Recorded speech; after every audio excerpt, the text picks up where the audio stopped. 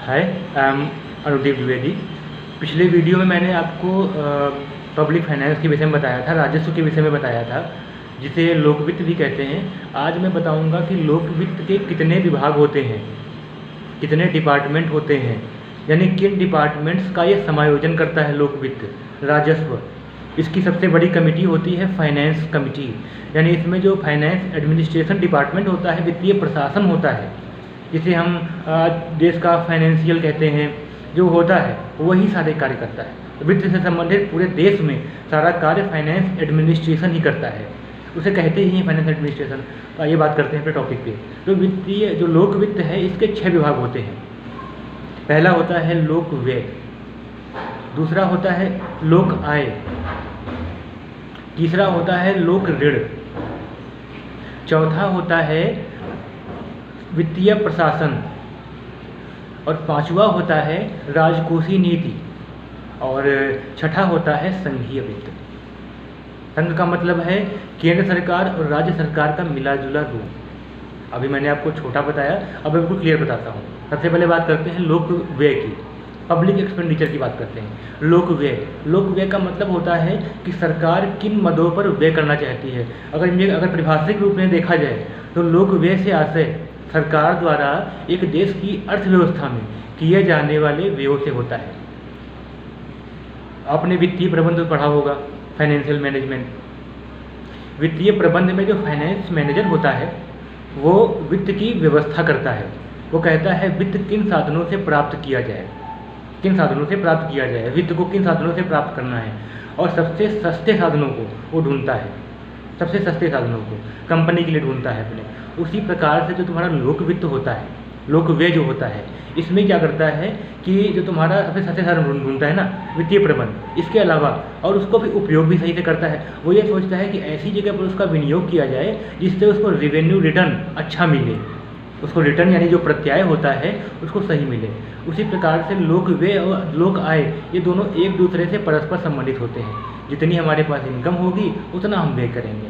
इसके अलावा जब मान लीजिए कभी कभी इनकम से ज़्यादा व्यय हो जाते हैं तो हम लोग ऋण का सहारा लेने लगते हैं, लोग ऋण का सहारा लेने लगते हैं, पब्लिक डेप्ट का सहारा लेने लगते हैं। लेकिन बात करते हैं लोक व्यय की पहले। सबसे पहले तो लोक व्यय क्या होता है, सरकार द्वारा किए जाने वाले देश की अर्थव्यवस्था में व्यय होते हैं। जो खर्चा किया जाता है ना सरकार द्वारा देश की अर्थव्यवस्था में, वो लोक व्यय कहलाता है, लोक व्यय कहलाता है। इसमें कैसे खर्चा करना होगा, देखिए सरकार लोक व्यय में क्या करती है, सबसे पहले ये सोचती है कि किन मदों पर व्यय करना है। सबसे पहले सरकार ये प्लान करती है किन मदों पर व्यय करना है, फिर यह प्लान करती है कैसे व्यय करना है, फिर यह प्लान करती है किन मदों पर व्यय करना है, कैसे व्यय करना है, फिर यह प्लान करती है कहाँ कहाँ पर व्यय किया गया है, कहाँ कहाँ पर व्यय किया गया है, व्यय का तरीका क्या रहा है। ये सभी चीज़ें व्यय से संबंधित जितनी भी चीज़ें होती हैं, आप दिमाग लगाइए, सभी चीज़ें जो भी चीज़ें होती हैं व्यय से संबंधित, वो सरकार व्यवस्था करती है, वो सरकार उसका मैनेजमेंट करती है, उसका प्रबंध करती है। फिर अगला आता है लोक आय, यानी सरकार किन साधनों से आय की प्राप्ति करती है। लोक आय मतलब ऋण के रूप में प्राप्ति, कर के रूप में प्राप्ति, ये सभी चीज़ें लोक आय कहलाती हैं। इसमें सरकार क्या करती है कि जनता पर कर लगाती है, जनता पर कर लगाती है, जनता पर कर लगाने के बाद में कर की वसूली करती है, तो उससे सरकार को इनकम होती है। तो सरकार ये सोचती है आय प्राप्त करने का तरीके कौन कौन से हैं, यानी किन साधनों से आय प्राप्त की जाए, किन साधनों पर आय प्राप्त की जानी है, किन साधनों पर आय प्राप्त की जाए, किन साधनों पर आय प्राप्त की जानी है, आय प्राप्त करने का सही तरीका क्या है, समायोजन करना पड़ता है। समायोजन का मतलब है पब्लिक पर कोई गलत इफेक्ट ना पड़े। ऋण कितने प्रकार के हैं, टैक्सेस कितने प्रकार के हैं, क्योंकि कर से ही वसूली होती है, कर से ही हमारी इनकम होती है, रेवेन्यू जनरेट होती है। तो कर कितने प्रकार से हैं, किन साधनों पर कर कम लगाना है, किन साधनों पर ज़्यादा लगाना है, कर के सिद्धांत क्या है। इसमें सैद्धांतिक, व्यवहारिक, आदर्शात्मक तीनों पक्ष चलते हैं। सैद्धांतिक का मतलब है नीतियाँ, नियम, सिद्धांत, किन साधनों से कर प्राप्त करना है, कर के लिए कानून, कर के लिए नियम व्यवस्था, किन साधनों पर कर लगाना है, आवश्यक धाराएं, नियम, उपनियम, ये सभी सिद्धांत कहलाते हैं। इसका जो व्यवहारिक पक्ष होता है, इसमें कर प्राप्ति की संरचना होती है, यानी किन साधनों से कर प्राप्त किया गया है, वो उस संरचना कहलाती है, स्ट्रक्चर कहलाता है। ये हो गया वित्त की यानी कर की, ये हो गया तुम्हारा लोक वित्त की प्राप्ति, यानी लोक आय हो गई, लोक आय हो गई, लोक व्यय हो गया। अब लोक आय अपने की तभी तो आपने व्यय किया।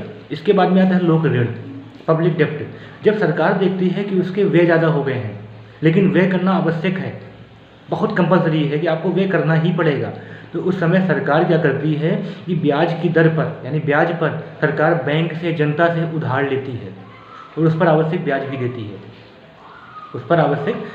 देती है, उसे बोलते हैं लोक ऋण। यानी जब सरकार जो है, एक देश की सरकार जनता से उधार लेती है, उनको पता होता है कि इस पर व्यय किया जाना बहुत कंपलसरी है, तो उस समय जब उधार लेती तो वो लोक ऋण कहलाता है। सरकार द्वारा लिया गया उधार लोक ऋण कहलाता है, पब्लिक डेब्ट कहलाता है। खास बात ये होती है, लोक ऋण भी जब लिया जाता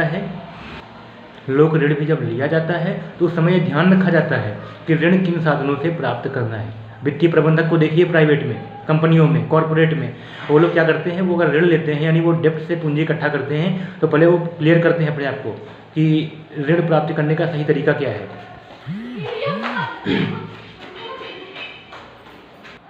तो ये लोक ऋण हो गया। लोक ऋण का मतलब ही यही होता है कि सरकार ऋण की व्यवस्था कर रही है, एक देश से उधार लेती है, उस पर आवश्यक ब्याज भी देती है, उसे कहते हैं लोक ऋण। लेकिन हाँ, एक बात क्लियर करनी चाहिए कि लोक ऋण जब सरकार, देश की सरकार जो है ऋण लेती है, तो उस समय पहले अपने आप को क्लियर करती है, यानी उसकी जो फाइनेंस कमेटी है, उसका जो फाइनेंस एडमिनिस्ट्रेशन है, वो क्लियर करता है अपने आप को। ये क्लियर करता है कि जो ऋण लिया गया है वो किन साधनों से लिया गया है, किन साधनों पर व्यय किया जाना चाहिए, क्योंकि ऋण के रूप में आपने जो लिया है ना, जिससे भी लिया है उसको ब्याज भी देना पड़ेगा। अब जब हमको ब्याज देना है तो सरकार ऋण का उन साधनों पर व्यय करती है जिनसे उसको मार्जिन ज़्यादा हो, ताकि ब्याज का भुगतान भी कर सके और उसको इनकम मिल सके, उसकी इनकम हो सके। ये होता है लोक ऋण। फिर अगला आता है वित्तीय प्रशासन, बजट बनाना, बजट को प्रिपेयर करना, बजट को फॉलो करना, बजट को लागू करना और बजट उतारना देश में, ये वित्तीय प्रशासन का काम होता है। कर करना, कर लगाना, कर के लिए नीतियाँ बनाना, जितने भी कार्य होते हैं वित्त से संबंधित, जितने भी फाइनेंस संबंधित कार्य होंगे, जीएसटी, टैक्सेस, जितने भी कार्य हैं वो वित्तीय प्रशासन करता है। फिर आता है राजकोषीय नीति। राजकोषीय नीति का मतलब बिल्कुल सीधा मतलब है, एक देश की सरकार क्या करती है कि कोई भी ऐसी ये पॉलिसी होती है, नीति होती है, जैसे अन्य नीतियाँ होती हैं, मौद्रिक नीति, ये नीति, वो नीति, वैसे ये भी नीति है। नीति का मतलब होता है एक देश की सरकार इन सभी चीज़ों की व्यवस्था तो कर लेती है, आय की व्यवस्था कर ली, व्यय की व्यवस्था कर ली, ऋण की व्यवस्था कर ली, लेकिन इनका प्रभाव क्या पड़ रहा है, यानी इनका प्रभाव जैसे डलवाना चाहती है वैसे प्रभाव नहीं पड़ रहा है, तो मज़ा नहीं आता है किसी। तो पब्लिक क्या करती है, यानी जो सरकार क्या करती है, एक देश की राजकोषीय नीति बनाती है।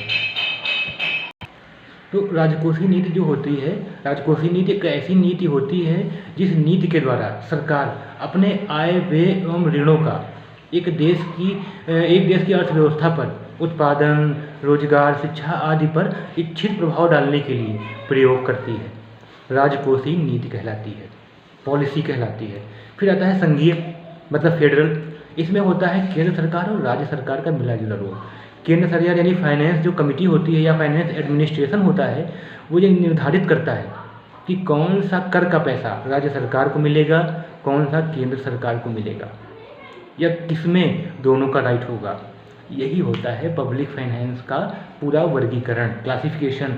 यही होता है पब्लिक फाइनेंस के पूरे जो 6 भाग होते हैं, रूल होते हैं, पार्ट होते हैं। इन्हीं पर पब्लिक यानी इन्हीं पर जो गवर्नमेंट होती है इन्हीं पर कार्य करती है, इन्हीं में नई नई पॉलिसी आती रहती है। तो फाइनेंशियल मैनेजमेंट प्राइवेट कॉर्पोरेट के लिए, और पब्लिक फाइनेंस मैनेजमेंट कायदे से लोक वित्त नहीं होना चाहिए, लोक वित्त प्रबंध होना चाहिए, क्योंकि गवर्नमेंट भी अपना रेवेन्यू देखती है, अपना मार्जिन देखती है, वो भी प्लान्ड पेमेंट करती है। तो धन्यवाद, आप लोग देखिए, समझिए। मैं मिसलेनियस जो है वीडियो बनाता हूँ ताकि सारा नॉलेज आप लोगों को मिल सके, छोटे छोटे नॉलेज आपको मिले। Thank you.